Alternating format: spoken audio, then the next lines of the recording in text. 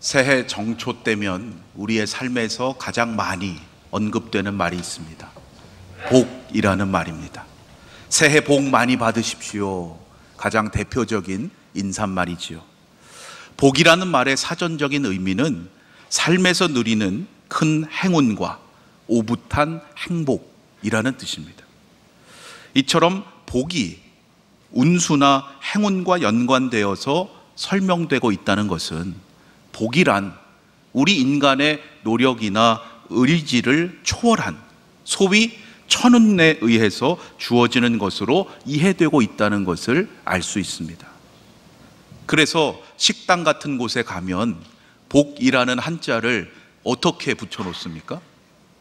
똑바로가 아니라 거꾸로 붙여놓은 것을 보게 돼요. 왜요? 복이 하늘에서부터 내려온다, 이렇게 생각하고 있다는 거죠. 복이라는 한자의 구성을 보면 이러한 이해를 보다 분명히 알 수 있습니다. 왼편에 시라는 글자는 하늘이 사람에게 내려서 나타내 보인다라는 뜻을 갖고 있고요, 오른편에 이 글자는 상형 문자에서 온 건데 사람의 복부가 부풀어 올라온 어떤 상태예요? 배부르고 편안한 상태를 나타내는 그러한 글자입니다. 이처럼 한자의 어원도 역시 복이라는 말이 내포하고 있는 이 두 가지의 차원, 즉 복은 사람의 능력을 초월한 운수라는 것, 또한 그것으로 인한 오붓하고 넉넉한 상태를 복이라고 여기는 것을 알 수 있습니다. 그런데 문제는 복이라는 말이 뜻하는 운수, 좋은 것, 좋은 운수가 과연 무엇인지, 큰 행운과 오붓한 행복이 무엇을 가리키는 것인지가 명확치 않다는 거예요. 여러분, 복이 무엇이라고 생각합니까? 어떠할 때 복 받았다 생각하십니까? 이것은 사람에 따라서 다 다릅니다. 시대와 상황에 따라서 다르고요, 사회나 문화에 따라서 얼마든지 다르게 생각되는 것이 복이에요. 예전 우리나라의 속설에 따르면 아내를 잘 만나는 것도 복이고요, 이가 튼튼한 것도 복입니다. 이 기준에 따라 보면 저는 복이 좀 있는 것 같아요. 어떤 것 때문에 복이 있는지는 여러분 판단에 맡기고요. 이처럼 복의 개념이 일정치도 않고 명확하지도 않은 상태로 우리는 스스로 의식하든 의식하지 않든 막연한 복을 바라면서 살아가고 있어요. 그러나 이제는 믿음의 사람으로서 우리가 복에 대해서 제대로 알아야 됩니다. 어떻게 알 수 있겠습니까? 하나님의 말씀을 통해서죠. 이미 우리에게 알려주신 복에 대한 변치 않는 성경적인 개념과 기준이 있습니다. 그에 따라서 우리는 복이 무엇인지, 과연 이 세상에서 복이 있는 사람은 어떠한 사람인지를 분명히 알고 살아가야 한다는 거예요. 그렇지 않으면 우리가 하나님의 자녀라고 생각하고 말하면서도 세상이 말하는 복을 얻고자 애쓰는 안타까운 인생에 머물 수밖에 없기 때문이에요. 하나님의 자녀로서 우리는 과연 무엇을 복으로 여기며 살아가야 하는가? 어떠한 사람이 진정 하나님께서 말씀하신 복 있는 사람인가? 이것은 믿음의 인생에서 너무나 중요한 물음이에요. 그러하기에 저는 이번 새해를 맞아서 오늘부터 3번에 걸쳐서 성경이 말하는 복의 개념, 그리고 복 있는 사람에 대한 연속적인 말씀을 함께 나누어 가고자 합니다. 성경에 보면 하나님은 우리가 이 세상에서 기쁘고 행복하게 살기를 원하신다는 것을 너무나 분명히 알 수 있어요. 복 있는 사람 하면 여러분 어떤 말씀이 가장 먼저 떠오르십니까? 복 있는 사람은 시편 1편의 말씀이죠. 복 있는 사람은 악인들의 꾀를 따르지 아니하며 죄인들의 길에 서지 아니하며 오만한 자들의 자리에 앉지 아니하고 오직 여호와의 율법을 즐거워하여 그의 율법을 주야로 묵상하는도다. 분명히 알려주셨습니다.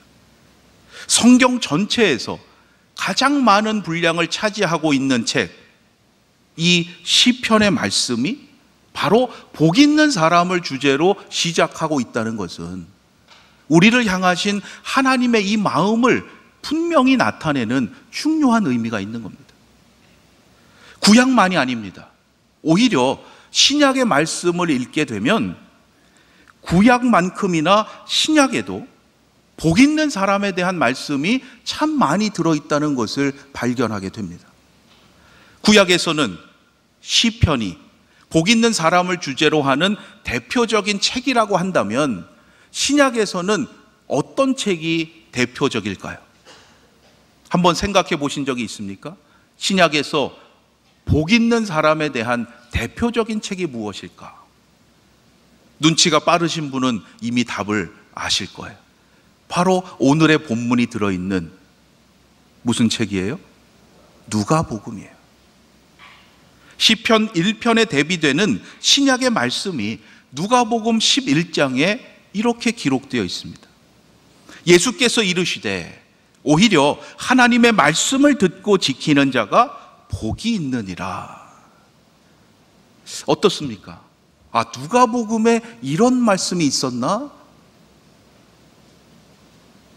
하시는 분도 계실 거예요.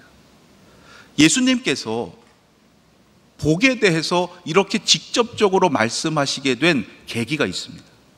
그것이 오늘 이 구절의 바로 앞에 있는 사건 때문인데요. 상황은 이러했습니다. 귀신이 어떤 사람에게 들어가서 그 사람으로 하여금 말을 못하게 하고 있었어요. 예수님께서 그를 보시고 귀신을 내어 쫓으셨습니다. 그랬더니 이 사람이 다시 말을 하게 된 겁니다. 이를 보고 있던 무리들이 참 놀라운 일이다, 놀랍게 여기고 있는데 한쪽에서 논쟁이 일어납니다. 예수님께 그러한 전능한 능력이 있다는 것을 몰랐기 때문에 과연 이 사람이 어떻게 귀신을 내쫓을 수 있는가 논쟁하는 거예요. 그 당시에 가장 큰 귀신이라고 여겼던 바알세부를 힘입어서 귀신을 내쫓은 것이다, 이렇게 주장하는 사람이 생겼고, 또 한편에서는 과연 그러한가, 예수님이 그러한 능력이 있으신가 시험하고자 하늘의 표적을 구하는 이들도 등장하게 돼요. 그러한 상황 가운데에서 무리 가운데 있던 한 여자가 예수님께서 하시는 말씀과 행하시는 놀라운 일들을 보고는 이분은 특별하신 분이구나 라는 것을 깨닫게 돼요. 얼마나 귀하고 복된 일입니까? 그런데 이 여자는 그것이 자신에게 참 귀하고 복된 깨달음이라는 것, 그것을 알지 못해요. 그리고는 그 자리에서 뭐라고 이야기하느냐? 당신을 뵌 태와 당신을 먹인 젖이 복이 있나이다. 자기가 복된 사람이 아니라 이러한 아들을 낳고 키운 그 여인이 복이 있다고 비교하는 거예요. 자신을 다른 여자와 비교함으로써 복이 있고 없고를 판단하고 있는 거예요. 여러분, 혹시 내가 복이 있다 없다를 어떻게 생각하십니까? 어떻게 판단하십니까? 혹시 내가 복이 있다 없다를 다른 사람과 비교하면서 눈에 보이는 것으로만 판단하고 있지 않습니까? 다른 사람보다 재물이 좀 더 많고 조금 더 건강하면 복이 있고, 그렇지 않으면 복이 없는 겁니까? 사람들이 부러워하는 대학에 들어가면 복이 있는 것이고, 그렇지 않으면 복이 없는 자녀입니까? 그래서는 안 된다는 거예요. 복에 대한 관점이 바르지 않으면 우리는 하나님이 이미 주신 복을 깨닫지도 못하고 이 땅에서 복 있는 사람으로서 살아갈 수도 없기 때문이에요. 예수님은 이 여자에게 복에 대한 바른 관점을 가르쳐 주셨던 거예요. 오히려 하나님의 말씀을 듣고 지키는 자가 복이 있느니라. 놀라운 일을 행하는 그 아들을 낳은 여인과 비교하면서 복이 있고 없고를 판단하는 그러한 인생에 머물지 말고 하나님의 말씀을 듣고 지킴으로 진정 복 있는 사람으로서 살아가라는 말씀이에요.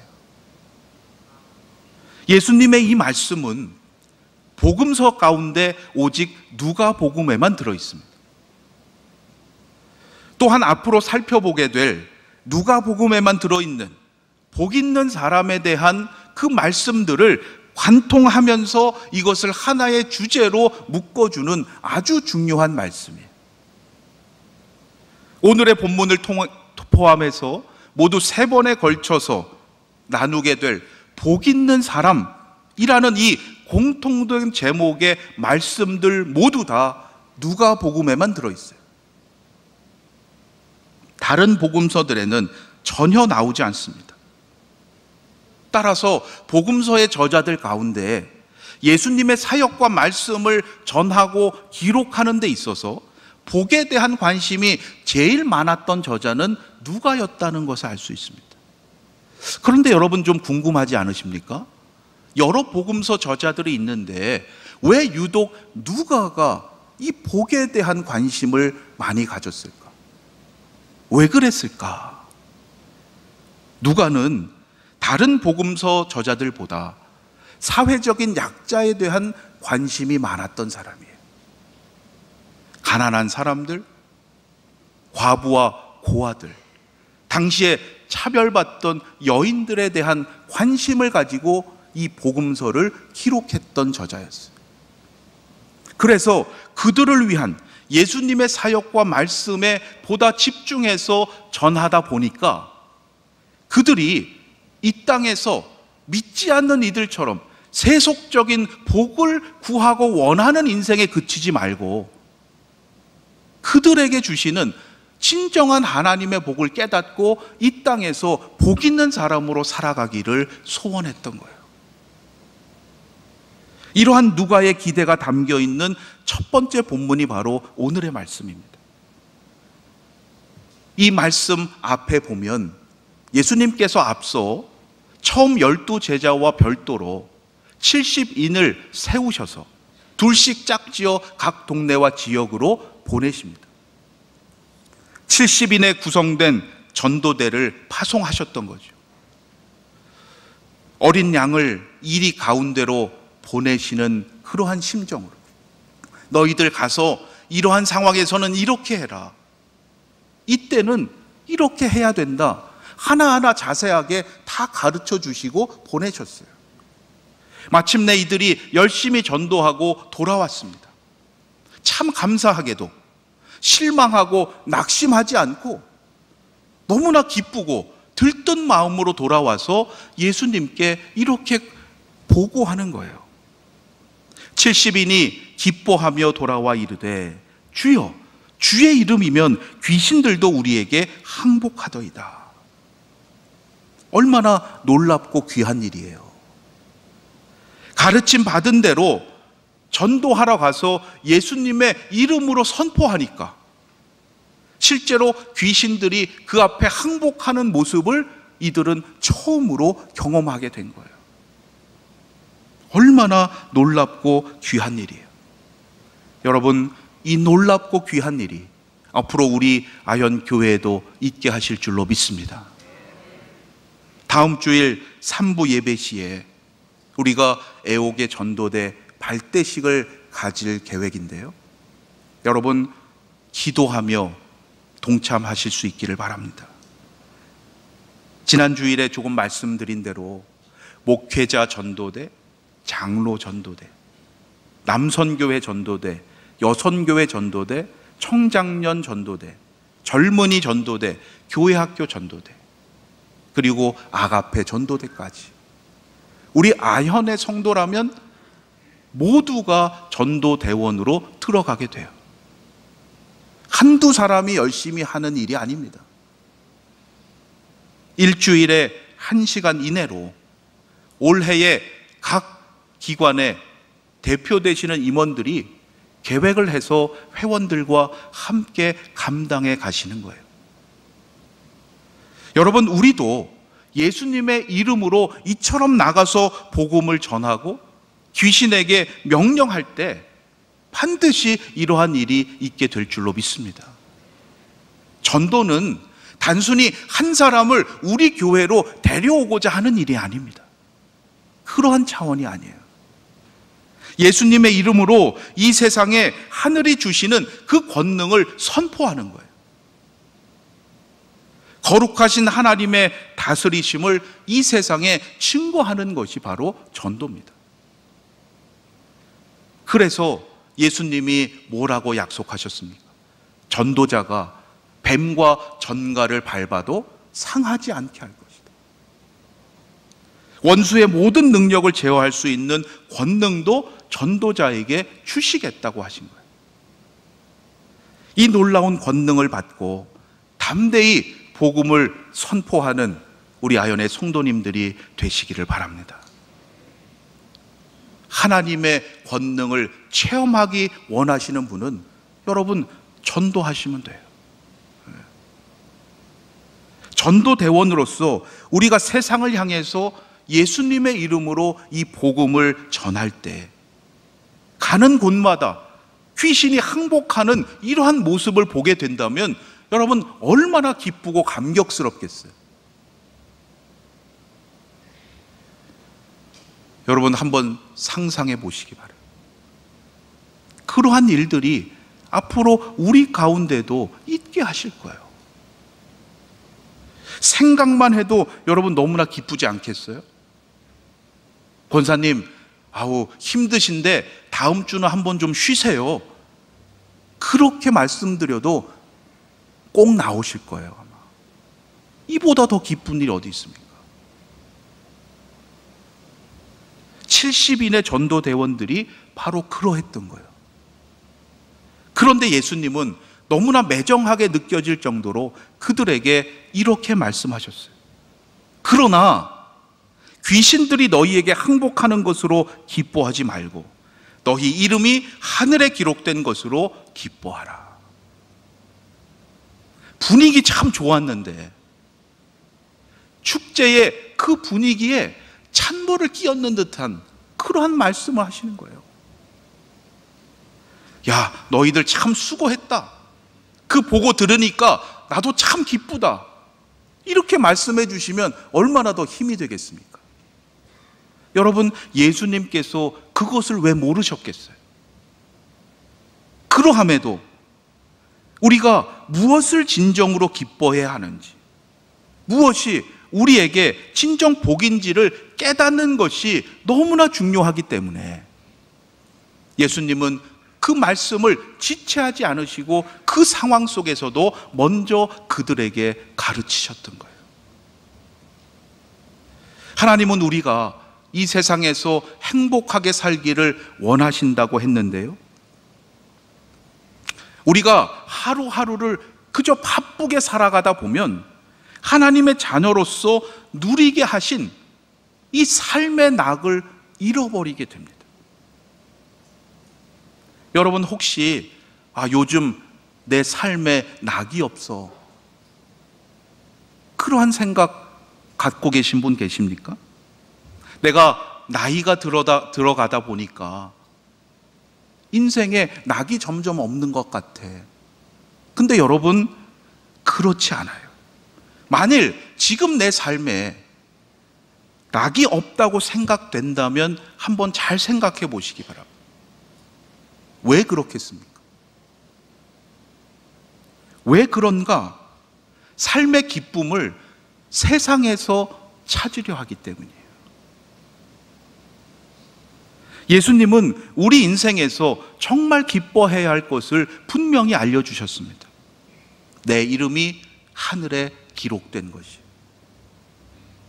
우리의 이름이 하늘에 기록된 이것으로 말미암아 우리가 가장 기뻐하는 삶을 살아야 됩니다.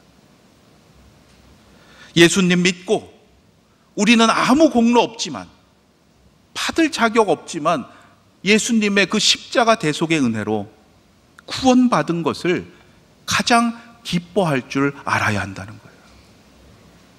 여러분, 이 기쁨이 우리 가운데 다시 회복되기를 간절히 소망합니다. 바쁘게 살아가다 보면, 신앙의 연수가 조금 흐르다 보면 자칫 이것을 잃어버릴 수가 있어요. 우리가 정말 기뻐해야 할 것이 바로 이거예요. 그런데 이 가장 중요한 것에는 점점 감사와 감흥을 잃어가고, 남들에게 없는 뭔가 특별한 것이 있을 때 그것을 복으로 여기고 있다면 우리의 신앙이 잘못되어 가고 있는 거예요.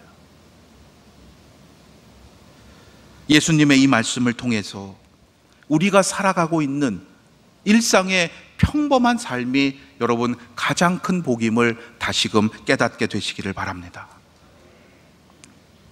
평범하게 생각될 수 있지만 깨닫고 보면 결코 평범하지 않기 때문이에요. 우리의 하루하루의 삶이 여러분 결코 평범한 게 아닙니다. 그냥 주어지는 게 아니에요. 나를 향하신 하나님의 기대가 있고, 오늘도 우리에게 호흡하게 하시는 하나님의 뜻이 있다는 거예요.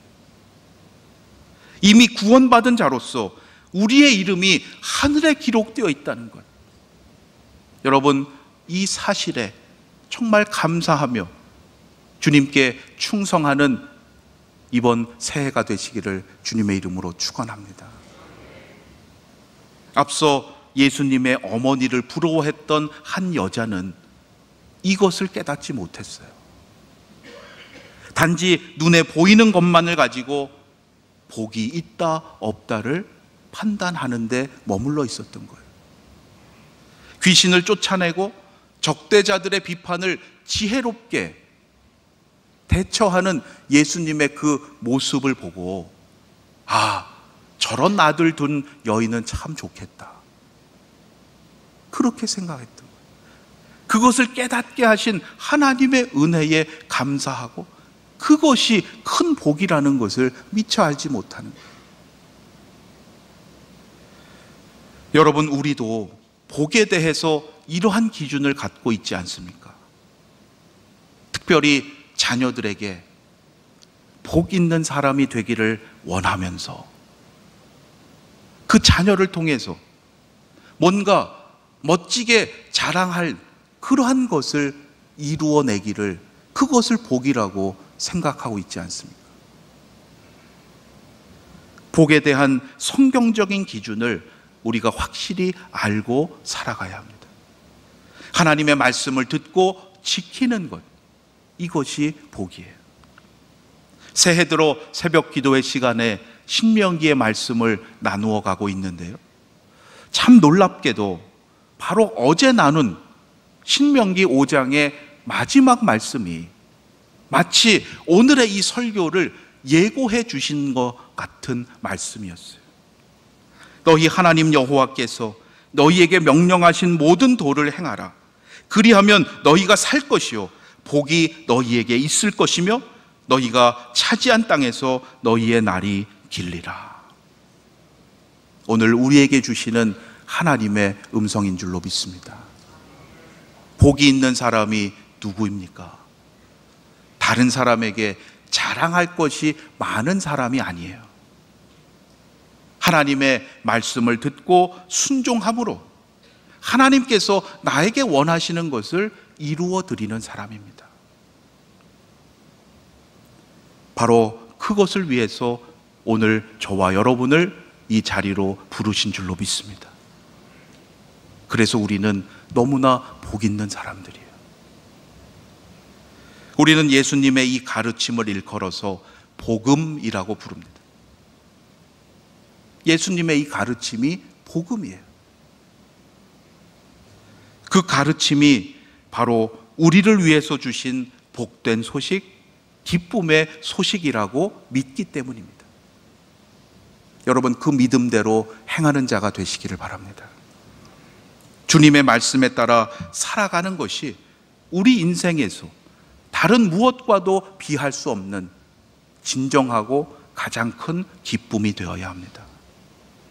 올 한 해도 복음의 이 기쁜 소식을 여러분 단단히 붙잡으시고 하나님 보내시는 그 삶의 자리에서 복 있는 사람으로서 감당해야 될 거룩한 사명을 기쁨으로 감당하시는 우리 아연의 성도님들이 다 되시기를 주님의 이름으로 축원합니다.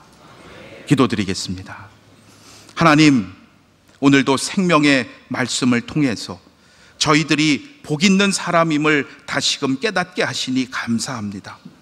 세상적인 복을 추구하느라 고생하며 애쓰는 인생에 머물지 않게 하시고 언제나 하나님의 말씀을 듣고 하나님의 뜻에 따라 행함으로 이미 복 주셨음을 감사하며 세상 속에서 복 있는 사람의 사명을 감당케 하여 주시옵소서. 우리 주 예수 그리스도의 이름으로 기도드립니다. 아멘.